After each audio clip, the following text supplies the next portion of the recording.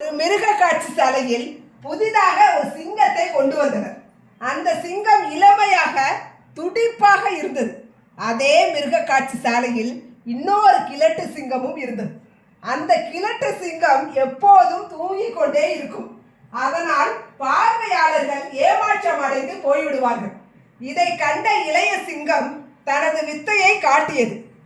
ஓவென வாயை பிளந்து ஆக்ரோஷமாக கர்ச்சித்தது.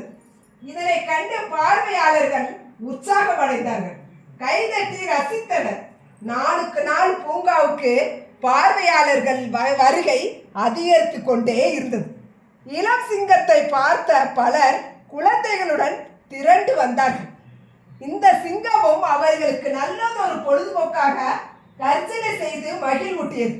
ஆனால் அந்த பூங்காவின் ஊழியர்கள் உணவு கொண்டு வரும்போது கிழட்டு சிங்கத்திற்கு குதிரை இறைச்சியை கொண்டு வந்தனர். அந்த கிழட்டு சிங்கமும் அதை சாப்பிட்டு விட்டு தூங்கிவிடும்.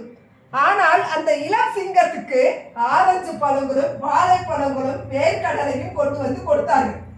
தினமும் இது தொடரவே பொறுமை இழந்த அந்த இளம் சிங்கம் ஒரு ஊழியரை அழைத்தது.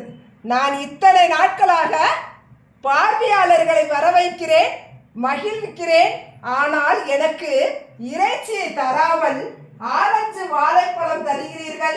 அந்த கிழட்டு சிங்கம் எதுவுமே செய்யாமல் படுத்து தூங்கிக் கொண்டே இருக்கிறது.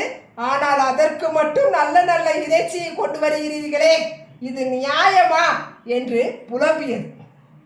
அப்போது அந்த ஊழியர் சொன்னார், எங்கள் பட்ஜெட்டில் ஒரு சிங்கம் தான் கணக்கில் வரவு வைக்கப்பட்டது. அதற்குத்தான் இறைச்சி வாங்கி போடுகிறோம். உன்னை இன்னும் சிங்க கணக்கில் சேர்க்கவில்லை, ஒரு குரங்கு கணக்கில் சேர்த்து வைத்துள்ளோம். அதனால் தான் குரங்குக்கு தரும் உணவை தருகிறோம். அறிவு என்பது ஆளாளுக்கு மாறுபட்டு கொண்டே இருக்கும். அறிவு என்பது ஆளுக்கால் வேறுபடும். நீ உன்னை எப்படி வேண்டுமானாலும் நினைத்துக் கொள்ளலாம். ஆனால் பிறர் உன்னை பற்றி, உனது செயலை பற்றி உன்னை போலவே நினைப்பதில்லை.